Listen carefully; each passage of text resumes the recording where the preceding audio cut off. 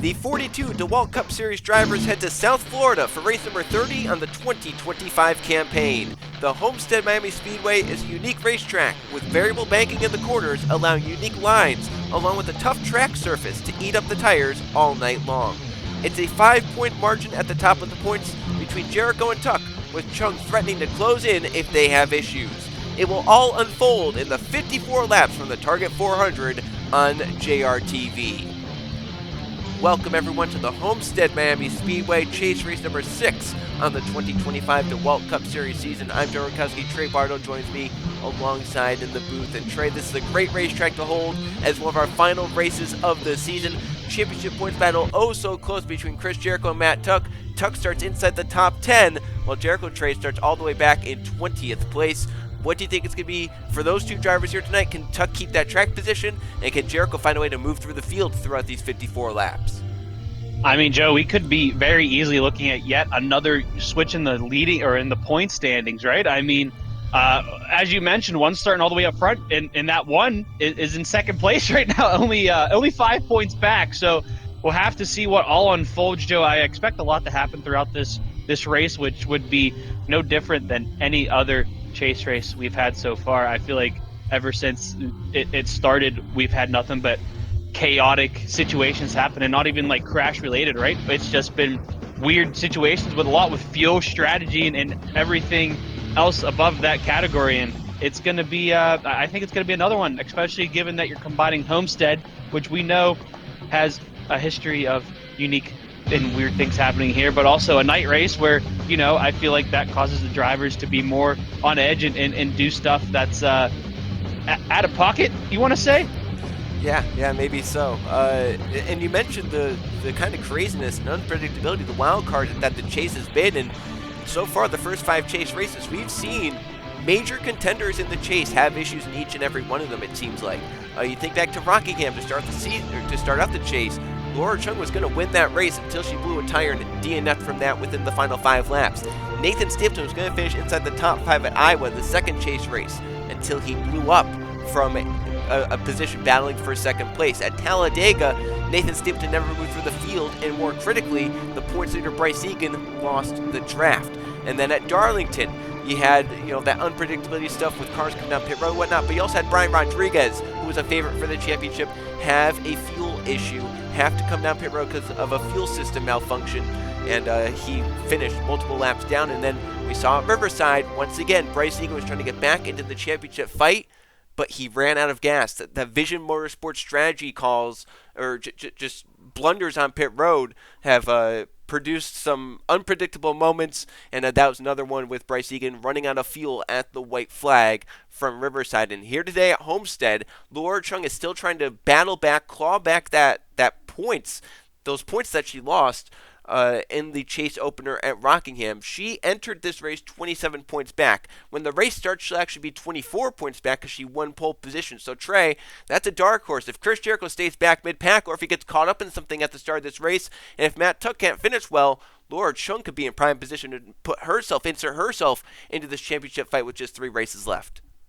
Yeah, you said, she's a dark horse, which is, you think about it, you look back at the entire season, you're like, Laura Chung, a dark horse? That makes no sense whatsoever. But Joe, I mean, once the chase started, it just seems like it's been struggle after struggle for that 79 team, and it's very much true to call her a dark horse. But I mean, she never really walks away from the spotlight, and here we are in another situation where she could put herself back up into this fight for the championship. We'll have to see what she can do, and she's already in a great position to do such a thing by starting on pole, like you mentioned. So. Only time's going to be able to tell to see what the outcome's going to be. I also want to bring up the amazing points battle that we have from 4th to 9th in points. That is Bryce Egan, Jude Martinelli, Max Davis, Nathan Stapleton, Brian Rodriguez, and Riley Spurley-Tube. They are separated by just 9 points from 4th to 9th in the point standings. So that's a lot of position changing that's going to be happening over the course of the final 3 events. And we'll see who ends up 4th in points. And, I mean, if they can get any closer to the points leaders, if all 3 of the top 3 in points have issues, who knows what can happen. But we'll just have to see how tonight's race will play out at the Homestead-Miami Speedway, and who can end up getting the best points out of tonight's race in the Target 400. let's move on now as we're about ready to take the green flag. Let's move on to our predictions to win, our predictions throughout the season. Last time out at Riverside went well for Trey again, a top 5, and from Riley'sburg to my pick, he unfortunately hit the wall. He was running around Stapleton until he had to fix the damage on his pit stop, cost him a lot of track position. However, he did gain some spots towards the end of the race and kept it to at least I'm still close enough that if Trey does have issues, it is still a pretty good fight for that. So I get to go first as the Gatorade starting grid starts to roll, and I'm going to take the driver that is starting in third place, Nathan Stapleton. This has been a team that has been very fast this season. Stapleton has 6 wins overall. I think he's getting win number 7 here tonight at Homestead, the target 400. Starts in third. He's going to gain 2 of those spots, and he's going to win here tonight at Homestead. Well, I'm going to go one spot above you, Joe, position-wise at least, but a guy who's sitting 4th in the standings right now, I believe only 45 back of the lead, and that's going to be the 94 Drew Martinelli, Joe. I feel like he's had a quiet but yet really good chase, couple of chase races so far. I mean, we've mentioned him from time to time, but overall, he's just kind of the underdog, the one that not a lot of people mention, but the results come and show otherwise. So I think he's going to continue my winning streak here tonight, and it's going to be a great time. He's been very, very consistent this season, especially in the chase. That's why he's up there tied for 4th in points, as you mentioned, tied with Bryce Egan. And, EKH Enterprises got their first victory of the season last time out with Roberto Crown Jr. Full Sail Sport, a similar team looking for their first.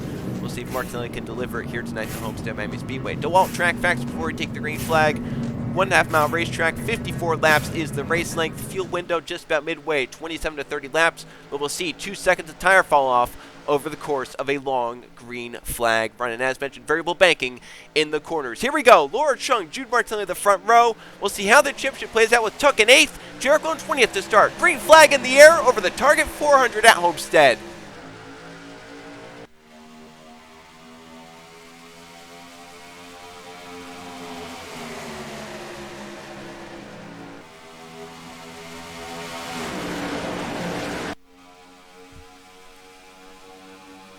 Up the backstretch into turns 3 and 4. 2 Otter Island cars side by side for the lead. Stapleton took it to teammate Lord Chung early on. Martinelli shoved wide by Brian Rodriguez. And crucially, Trey Matt Tuck from 8th on the outside got down in line on the first lap. He's already making up ground inside the top 5 as Stapleton leads the first lap for 3rd place starting spot. Davis up to 3rd. Eli Bright up inside the top 5. And Matt Tuck for 5th on Brian Rodriguez off turn 2.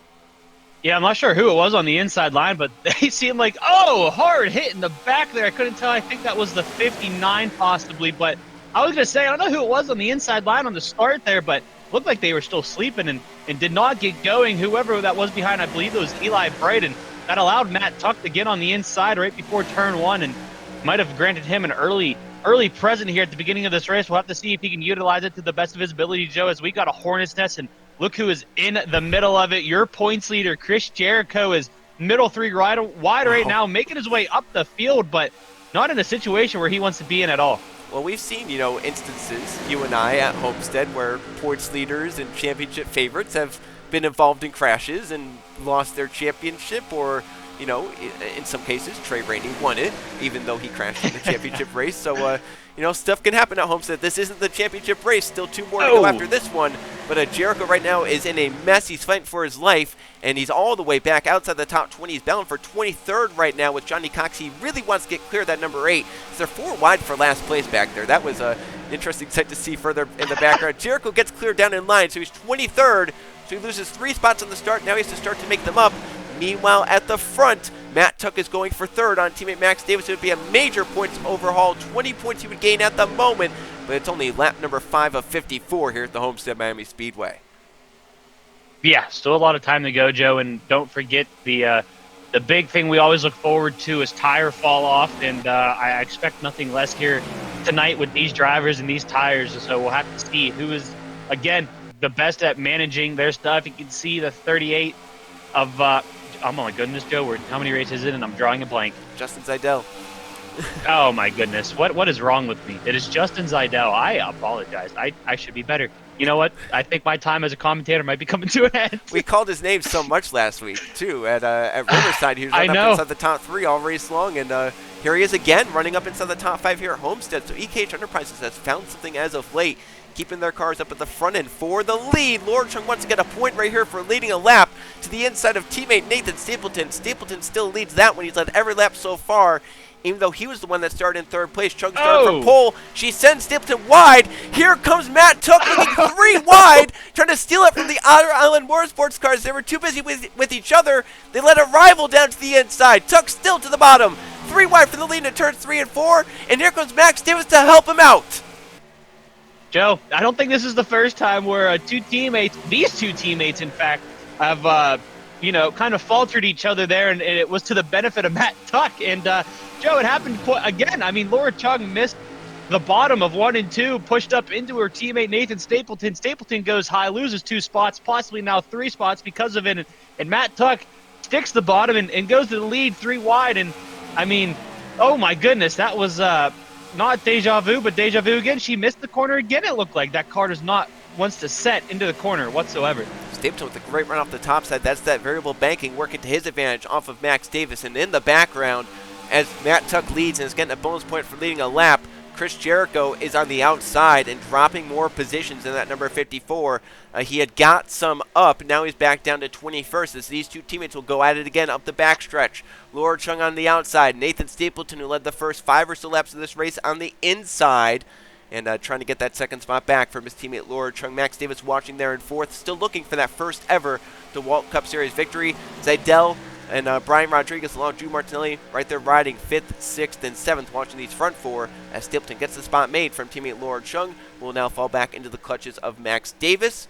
Further back, how about Matthew Burnett running up inside the top 10 for your Me Motorsports, your team, currently up in 8th place for Burnett. Gabe Willard up in 9th. So Southern Cross Racing had a very poor Riverside showing. But here today, Willard running well at Homestead inside the top 10. And Jerry Chen, his teammate, just moved up inside the top 10 as well. Lathan Strickland trying to join his teammate Jude Martinelli up at the front, up to 11th by Levi Shones for Galway Automotive. There's the winner of the last race at Riverside, Roberto Crown Jr., solidly inside the top 15. William Seaman inside the top 15 as well. He started poorly, and Keegan Thompson up in 15th. He started on the outside. And then there's Jericho. So he's down in line now trying to follow Bryce Egan through the field. Not a bad driver turn to be falling through. That's another fast car. Vision Motorsports. You see there are 2 cars up there inside the top 4. And here's Egan started back there with Jericho. And they're both trying to now make their way through the field. Yeah, I mean, if you're Egan or Jericho and you had to start in the back and you're making your way through, do you think you would have to think that they have a different strategy, right, compared to your competition that started up front, Matt Tuck and Laura Chung and all them, right? And the question is, though, what would that strategy be? Do you push, try to make up as many positions as you can? Hopefully you still have, life in your tires come pit stops and then continue the push, or do you just kind of, pace yourself, pick off a car lap and save your stuff? Therefore, you might not gain as many positions, but you're not really hurting yourself on the long run. It's going to be interesting to see. Bryce Egan missed the corner right there a little bit. He went wide. It will be interesting to see what these drivers decide to do. Do they want to do it now, get the while they're all bunched up, or wait for it to spread out and trying to save their tires to then have a nice long run car and then get it as we start to get towards pit cycles, start to gain, and who knows what strategy you can pull on pit road. You obviously want a pretty clean pit road. This is, it's not necessarily terribly narrow, but with a pit wall, it makes it pretty narrow. It's not a wide pit road for sure, so you want to have a clear pit road when you're on it. And with obviously 2 seconds of tire fall off as well, that could change your thinking too. So a lot going into the pit strategy calls. And, with Matt Tuck leading, Trey, how nervous is he going to be to see Martinelli and Matthew Burnett backing up on the outside? How nervous is that number 11 going to be, Matt Tuck? He's up here at the front of the field, but he's around 2 Otter Island cars. And as we've seen in this chase, and even before the chase started, the Otter Island cars just looked like they've had more of a grasp on strategy rather than the Vision Motorsports cars have had.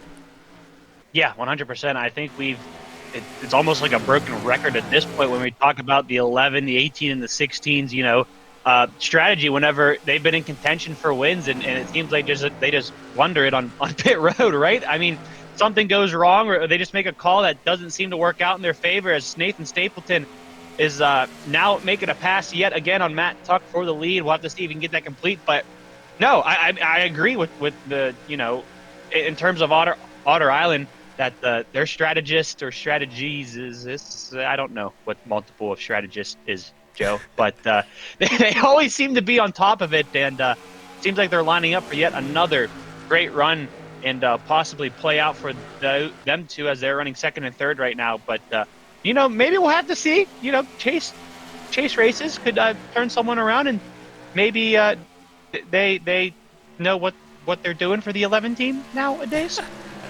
We'll have to see. You know, Vision loves their overcuts, and you would think that would work for the end of a race. The problem is they just lose so much time, and then they get so many cars in between themselves and the guys that undercut or just pit normally that they use up their tires that they would have an advantage on, and they can't use them, or they just fall too far behind to use them. As this is a great battle for the lead between these two, Matt Tuck and Nathan Stapleton. Nathan doesn't want to just get it on strategy or pit road. He wants to get it on the racetrack before they ever get to the pit lane. Laura Chung, remember, crucially, still has not led a lap here tonight. She's trying to claw into that deficit that she has between herself and Jericho and Matt Tuck in the points lead. So she desperately wants to get up here and get by both Tuck and her teammate Stapleton, who's right on the bumper of the number 11 into turns 3 and 4. Tuck runs about half a lane wider, then cuts it down on corner exit to about the same lane as Nathan Stapleton, and they stay first and second for now, with Laura Chung still there in third. Brian Rodriguez starting to close in. It's a 5-car breakaway. Then you have Gabe Willard up to 6th with a good run. Matthew Burnett now in 7th. Jerry Chen up to 8th. Lathan Strickland 9th. And Martinelli now 10th. Seidel back to 11th with Crown Jr. in 12th. And Bryce Egan all the way up to 13th. He started in 18th and dropped back out to the top 20. So great progress from the field, and still Jericho is in a mess back here. He is 3 wide again, and Jacob Miller, Levi Jones, Eli Bright are swarming him, and also another chaser, Riley Spiritu, back here not having a good night after starting inside the top 10. Yeah, I don't know what it is, but it just seems like that Jericho's car is not up to his standards right now, and he is really struggling in traffic. He cannot seem to make any forward momentum. It seems like if he does make that momentum, it's 1 or 2 positions, and then it seems like he just loses them, right? So we'll have to see maybe come pit stops here if he can make an adjustment to that car and get a little bit more speed. But if I feel like at that point, Joe, it might be too little too late. We might be too spread out if we end up not getting a yellow throughout, you know, this race, and the distance just might be too much with Matt Tuck still up here battling for the lead with Nathan Stapleton, and Stapleton is just not letting off his bumper. Sooner or later, you got to think he's going to be tired of seeing the word Celsius, and he's going to want to go for that lead, but just seems like he cannot get, you know, the momentum off of a corner to really try to make a run at him again. But we'll have to see if something else happens here, or if maybe, you know, a little teammate play can come forward, and Laura Chung can help him out. It's these three that have really done a great job breaking away from the rest of the field. Davis and Rodriguez are close enough that if, you know, pit road comes into play, they can have a play into it as well. But at the moment, in speed-wise, in terms of the racetrack, they need just a little bit more. Maybe the pit stop can help them in regards to that. But it's a 3-car breakaway with Tuck, Stapleton, Laura Chung separated by just about 0.4 of a second. Bryce Egan back here still gaining time and gaining positions. He's got by just Seidel, and now he's trying to get to the top 10, which is just in front of him. So he's up to 11th. 10th place is that side-by-side battle in front between Jerry Chen and Jude Martinelli. Meanwhile, Jericho further back is 18th, so he's gained 2 spots from his starting spot. And now he's gained 1 on Jacob Miller, so 17th now for the 54. But he'd still be losing a lot of points to Matt Tuck, as Tuck is up there leading the race. And at the moment, he's led the most laps in this race, unless Nathan Stapleton can get around him and continue to lead like he did earlier on in this race. There goes Bryce Egan by Jerry Chen. That's 10th place, and now 9th place, Jude Martinelli as well. That 18 is very, very fast, Trey. I think Bryce Egan, what he did on the start, he just let himself lose spots because he was on the outside. And then he said, now I've saved my tires a little bit. I have a little bit better tires than some of these guys that went hard at the beginning, and he is making ground up. Spots a lap, and sometimes it's 2 spots a lap. Yeah, I mean, this 18 definitely seems like it has the medium, the long run car at the moment, which I feel like for Bryce Egan is not an unnormal thing for this 18 team, right? You mentioned that they tend to like to go with the long run, and this is why, as you can see, Burnett did not know if maybe he got a bumper there or just got loose on corner entry and pushed up the track, which allowed the 18 of Egan to get underneath him there, and might lose a couple more spots due to that. But definitely this Bryce Egan is on a mission right now to get to the front, which would be joining his 2 teammates and giving, you know, Tuck a little bit of more of a comfort in a way, even though Egan is also in the chase. Yeah, but Bryce Egan a little bit too far back, unless obviously the front 3 have some issues in the point standings, as Egan now to 8th, going for 7th on Lathan Strickland as well. And he is getting really aggressive. He's getting really close to these guys right here. And I mean, that last time through 3 and 4 when he cut under Matthew Burnett, that was just him being able to turn the car down to the inside. It was absolutely insane to see That time he goes for a higher entry, maybe trying to get a run off of the corner. Strickland then slides up through the middle because I think his tires have just given up the ghost, and they have no more grip in them whatsoever on that number 91. But, I mean, we are halfway through the race, and the pit cycle is about to start. But Bryce Egan still has the grip to just send it into the corner. That's now 7th place, getting by Lathan Strickland. And then 6th place, Gabe Willard is right there as well. So, Trey, we're going to see pit stops start any moment as they still battle for 4th place here. Max Davis and Brian Rodriguez. What do you think is going to be the good call? The undercut to pit as soon as possible? Or will it be to pit when everyone else does? Or will it be to maybe try and come for some sort of overcut like the Vision Motorsports cars have loved to do? That is I feel, Laura Chung's going to answer your question about the undercut. She's going to be the first one to dive down pit road and have absolutely, there's a couple more cars. Jared Chen's going to come down. Zeidel's going to come down. Roberto Crown Jr. is going to come down. Spurley Tube's going to come down. A couple more of the back marker cars are going to, only one more. I lied. Those EKH cars, they love to do the undercut too. They always do it, and they all do it together, it seems like. So that's something that Evan Hunter's team has done. And Matt Tuck again, Trey. Staple. He is going to do the overcut. So Vision Motorsports, look at that. There's another one staying out. Where's Egan? Where's Egan? Okay. Oh, yeah, there's another one. Chris Jericho is coming in, so he's going to do the opposite of his championship rival, Matt Tuck, who is staying out there. Now, Vision has some other teams this time. As I think Jordan Stout went through the grass there, entered Someone so was low. in the grass. Yeah. They're just trying to get as far away from the racing surface as possible there. But we'll have to see what's going to work out here. The Vision Motorsports cars have once again gone for an overcut strategy. Now, some others did with them as well. There's the 11, 16, 18. They're all coming in now. Even Philip Torres in Honor Island car. Tim Gary's going to come in the 69. So that's it. There's Laura Chung. In the 79, she's up to speed, did the supreme undercut, pitted just at halfway. Oh, look how busy this pit road is, Joe. Oh, my goodness. Jericho had a good stop. There's Nathan Stapleton. He's trying to get out in front of teammate Laura Chung. He's trying to get a lap lead bonus point at least. Here she comes up to speed, and she's going to easily clear the 75. So now where's the 11 going to come out in relation to this? As you mentioned, it was a busy pit road that Matt Tuck had to enter into. Yeah, I saw him have to squeeze between two cars. That makes you wonder if he had to let out of the throttle, maybe give up a little bit of time, even a half a second, quarter of a second, Joe. That could be major distance on this track. Now he comes off the pit road. Where is Laura Chung at in relations? There she is, Not Joe. even close. It is going to be a major gap. He might even lose a spot to Stapleton here. So back to third for Matt Tuck on the overcut. We'll see if it plays out in the long run. And at the moment, it's not. Matt Tuck back to third, loses 2 spots on pit road to Laura Chung and Nathan Stapleton, who now lead this race. Tuck in third, Jerry Chen up to fourth, Brian Rodriguez still fifth. Max Davis is sixth, he's under fire from Lathan Strickland in seventh, Gabe Willard eighth, Zeidel ninth, Crown Jr. 10th, Burnett's 11th, Spurley 2 12th. So what a great call for the undercut for them on EKH Enterprises side. Then you have Keegan Thompson in 13th, Seaman 14th, Chris Jericho is 15th. So it gained him a spot or two there. He's with Seaman, he's with Thompson, so that's 2 more spots he can maybe gain. Bryce Egan on better tires behind him, remember, did the overcut and dropped all the way from, what was he, about 7th or so when he came down pit road? He's now 16th, so he lost about 9 spots. Jericho aggressive with Seaman through the middle of 3 and 4, nearly into him. That's about for 14th. Jericho trying to get everything he can. The championship points leader still fighting for spots outside of the top 10. Another person who seemed like they lost a lot of spots, and I believe did the overcut as well, was the 94, Jude Martinelli, Joe. He was battling for a top 10, if not inside the top 10, and he's all the way back here. And where is he registering at? He is 17th. Well, he lost almost 10 spots. Yeah, I think it was about 10 spots. He was, he was around that 7th, 8th place battle. That was like, Bryce Egan and his teammate Lathan Strickland, and that's just the overcut, right? You lose time on the racetrack. Your hopes is that you can get it on the long run to end the race.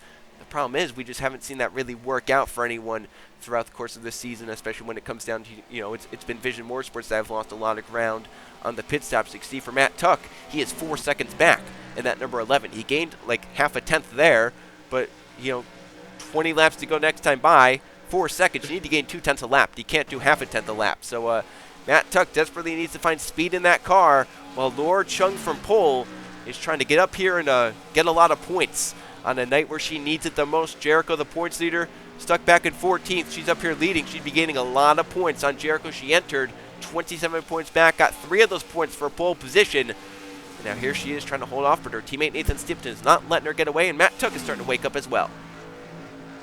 Yeah, we'll definitely have to see how all of this, unfolds. You got to think Matt Tuck's got to be a little bit upset, right? I mean, he was in the lead, and now he is 3.5, almost 4 seconds behind the leader right now as we stand. So, maybe driving a little angry, maybe driving, a little upset, but it works out in their favor for the most part. I mean, he is second in point, probably going to be points leader, give or take, yep. maybe, if I'm not mistaken there. Yeah, he will for sure. I didn't know how the other ones were all going to filter out. Yeah, and, Laura Chung will gain for sure, but she was just too far back at this moment to be the points leader. But at the moment, it'd be a good points night for her. But the problem is Stapleton and Tuck are closing in, and they gained each 0.2 that last lap on Laura Chung. It's down to 1.3 for the lead, 3.5 back to Matt Tuck.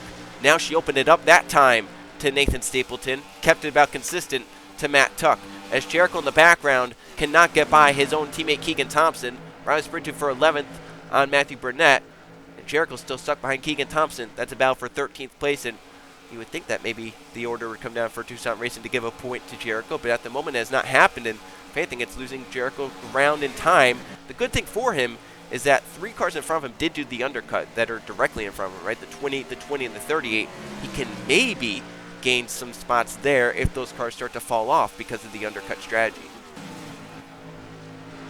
That is fair. As we're looking almost 3 wide there, that would have been a situation, Joe. For the most part, these drivers have been pretty. Well, there's 3 wide in the background there with Burnett, Spurley-Tube, and Roberto Crown Jr. as these guys are still battling it out for, I believe, this is just the 11th place, if I'm not. This is for 10.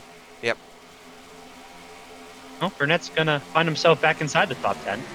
Yes, he is getting by those E-Cage cars. Once again, the E-Cage cars did the undercuts. They have a little bit worse tires, and maybe could start to show themselves as Matt Tuck is down to 3 seconds behind Laura Chung. So he's gained, once again, about 4/10 within the last few laps, and starting to close in. He needs to hope they keep putting in qualifying effort laps. That was close for 11th between teammates. Riley Spurley-Tube and Roberto Crown Jr. very, very close. Matt Tuck didn't gain much that time, but Stapleton did. He gained about 2/10 on Laura Chung's lead, so this is not over. 15 laps to go. Still very, very close. Battle up here between Lathan Strickland and Gabe Willard. That is for 7th and 8th. Strickland trying to take it from Willard as they race door to door. Willard gets a little bit of advantage up the backstretch using the outside lane, but Strickland will have the inside preferred lane into turns 3 and 4.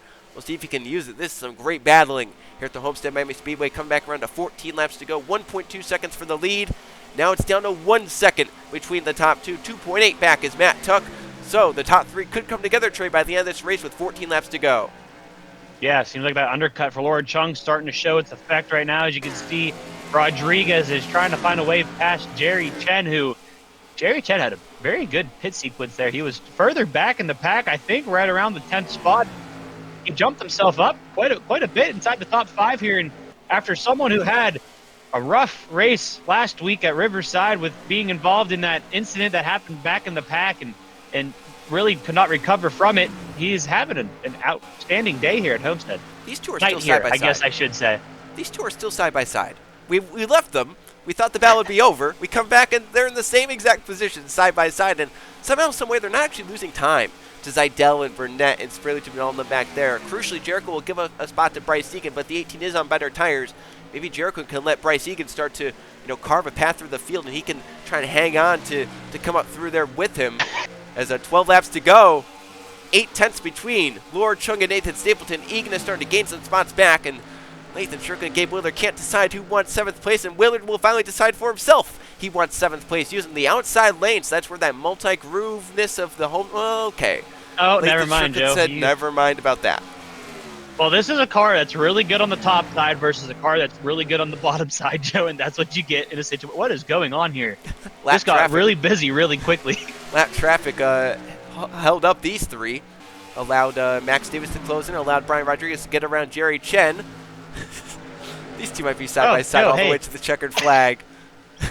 we'll have to watch when the checkered flag comes out, see if they're still side by side when Look they at pass this it. mess Yo, back look at here for Look ninth. at the mess behind them. Justin Zidell 9th, Burnett 10th, Spurley 11th, Egan 12th, Thompson 13th, Jericho 14th, Crown Jr. 15th. All under a blanket here at the front, half a second between the top two.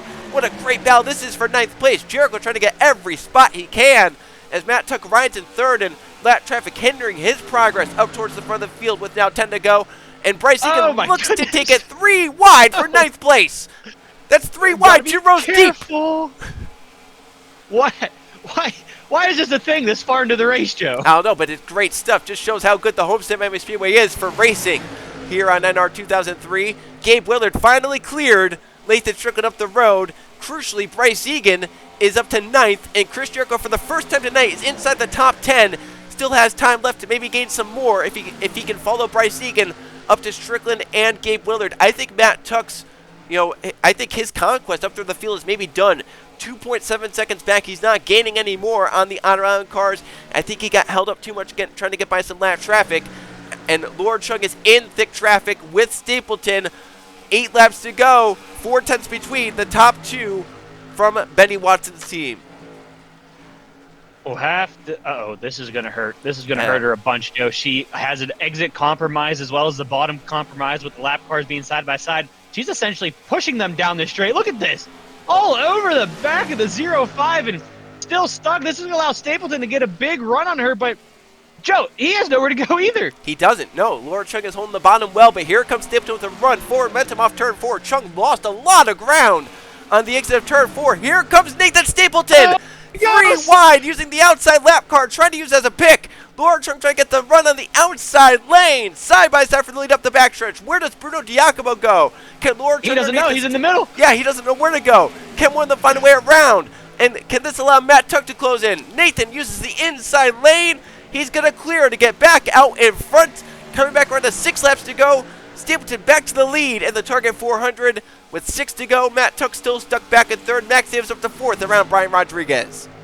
Now, the lap cars did absolutely nothing wrong there, Joe. No. It was just terrible timing on not really anyone's part. It's just terrible timing in general that the lap cars were racing each other for a position at the same time.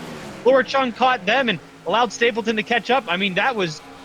You talk about worst timing, that would be the photo in the dictionary right there. That whole situation. Yeah, they're battling for spots, and they have to battle for every spot they can. These guys are battling for positions and points as well themselves, and they are allowed to battle as much as they want. As Nathan Stapleton has 5 laps to go here at the Homestead-Miami Speedway, has to get around Joe Hendry and then Cam Wright Jr. And then it's pretty clear traffic. I don't think he'll catch Noah Brady by the end of the race, as he works to the inside of Hendry right here. Further back, Bryce Egan has closed into Strickland and Gabe Willard. Jericho hasn't been able to do that back in 10th, but at the moment, Matt Tuck would leave as the points leader, right? As Stapleton got held up by Cam Wright Jr. Here comes Laura Chung back. Tuck would leave as the points leader. He gained 7 points because of position advantage. He also gains a point because of a lap led. Yep. See Laura Chung trying to get that spot back from Nathan Stapleton. Every spot matters, every point matters, and for Laura Chung, there's a lot of points between 1st and 2nd place in the DeWalt Cup Series. And you want every point to try and close in on that 27-point deficit you had after the last race. Great run through turns 3 and 4. She's right back to Nathan Stapleton. Come back to 3 to go. This is not over, folks. Stapleton has the lead, but Laura Chung, even on the worst tires, is not going away. All right, teammates, now play nice with each other. You can't be ruining each other's race. We'll have to see how it goes. Stapleton had a great 1 and 2, but we'll have to see if Laura can copy her 3 and 4 as she did last lap here and close up that gap, Joe. But I think part of me just says that undercut that Chung did just might be playing the slightest of hand into it, and it's really hurting her. But she's holding ground at the moment, which is really impressive. And I don't think Matt Tuck's going to play a factor at all 3 lap cars with only a couple laps remaining, so it's going to be down to teammates here. You have to remember the first run of the race right before pit stops, Nathan Stapleton was very, very fast and pressuring on Matt Tuck. I think he had the fastest car of the 3 and just used this strategy, right? Laura Chung got out in front and maybe she had the second best of the 3, but Nathan Stapleton, I think, had the best. So as they come around to take the white flag, Nathan looking for a 7th victory on the season in 30 races. He works his way through turns 3 and 4. Laura Chung still close enough, though, that if something happens to the 75, she can pounce. There's the white flag. 1.5 miles to go at Homestead for Nathan Stapleton to win. He may be out of the championship fight, but he can still win races all the same. through turns 1 and 2 for the final time. He started this race in third, took a bold 3-wide move on his teammate Laura Chung on the initial lap, led the opening few. Matt Tuck got by him, and then Nathan Stapleton late got back by teammate Laura Chung. Into turns 3 and 4 for the final time. It's another win for Nathan Stapleton in the DeWalt Cup Series. He'll beat out teammate Laura Chung. They'll finish first and second, but Nathan Stapleton is the one on top here at the Homestead-Miami Speedway. Matt Tuck will end up in third, and Chris Jericho is going to end up, we assume, in 10th place. And it was 10th for Jericho. So Matt Tuck will now enter into the final 2 races of the season as the points leader. But Trey, it could have been a lot worse for Jericho with how the middle part of the race was looking. Yeah, 100%. I mean, Joe, I'll be honest. I don't know if you felt the same way, but the first half of that race, I did not think Jericho was even going to smell the top 15. I mean, it just looked like his car was absolutely horrible for his liking. And they came down for pit stops, must have made some adjustments, gained some time on pit road, and he turned his car around there and got himself a top 10, which is huge for him. Granted, like you mentioned, Joe, he lost the points lead, but he's still in the fight with being able to recover like he did. And Laura Chung finishing ahead of both of them has kept herself in the conversation for the championship, we'll say. She's close enough that if something does happen to them at Wilkesboro or the finale in Fontana, she could pounce if she needs to. And we'll just have to see if something does happen to allow Laura Chung back into the championship fight. We had talked about after Rockingham, where she had that blown tire, would that be the catalyst that enabled her to not win the championship? Well, it seems like at the moment, with Tuck and Jericho not having issues in their chase races so far, that could end up being the catalyst. And that one bad race could be the reason why Laura Chung doesn't win the championship. But once again, there's still 2 races to go, so things could still change, and we'll have to see how it plays out next time out. Short track racing at Wilkesboro and then Fontana. So we'll go take a look at the finishing results from tonight's Target 400 at the Homestead-Miami Speedway. So here are how they finished from the Target 400 at the Homestead-Miami Speedway. Chase race number 6 of the season. It is Nathan Stapleton with a 7th victory on the season, claiming victory by just a few tenths over his teammate. Laura Chung ends up in second. Matt Tuck ends up in third. Those were the 3 drivers that led laps here tonight. Crucially for Matt Tuck, he leads the most laps. That's an additional bonus point, which could prove very crucial when we get down to the end of the season at the Fontana Speedway. Max Davis ends up in 4th. Great comeback from his. Kind of fell back mid-race because of the pit strategy call. Top 5 for Brian Rodriguez in the number 62, trying to end out the season as best as he can. Great run for Southern Cross Racing. Jerry Chen, Gabe Willard end up with top 10, 6th and 7th. Bryce Egan ends up in 8th here tonight. Really had to come back from his poor starting spot, then fell back again because of the pit strategy call. Got back up to 8th, about where he was when he pitted. Lathan Strickland in 9th, and Chris Jericho, the highest he was pretty much all race long, ends up in 10th place. Nearly got 9th Lathan Strickland at the checkered flag. So Jericho leaves not all that big of a hole as we head to the final 2 races of the season. So it was a very crucial drive in the second half of that race for Jericho to make there. Keegan Thompson ends up just outside the top 10. Riley Speartube, another chaser, in 12th. Matthew Burnett, Roberto Crown Jr., Justin Zeidel, pretty solid days, all non-chasers there. William Seaman as well, non-chaser. Jude Martinelli, strategy call did not help him whatsoever.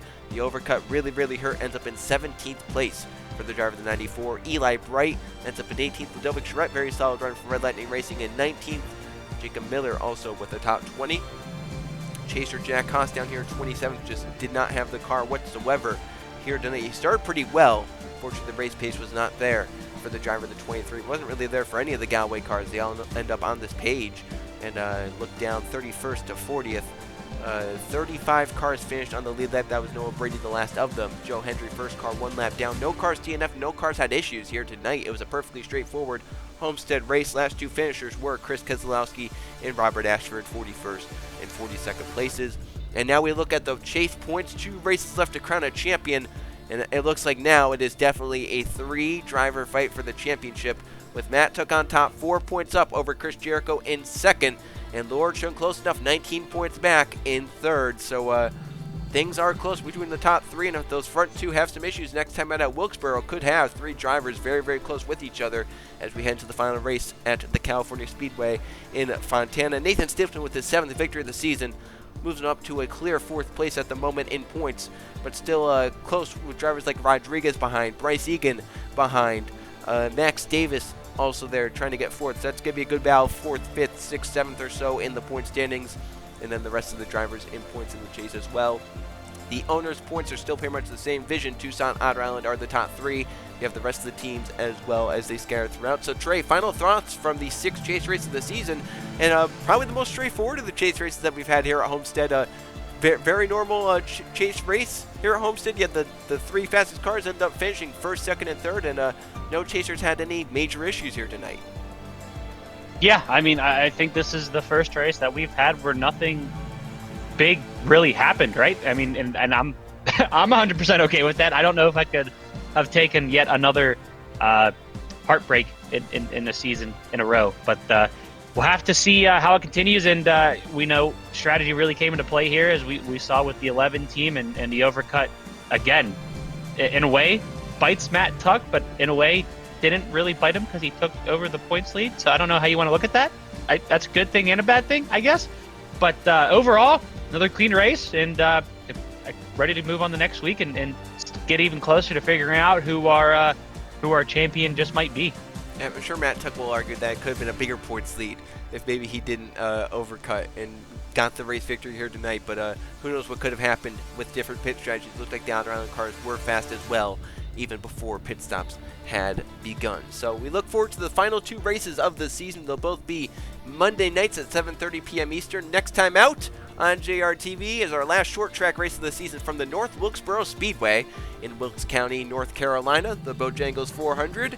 And then 2 weeks' time, we crown a champion from the Fontana Speedway in California. That's the DeWalt 500. So tune in.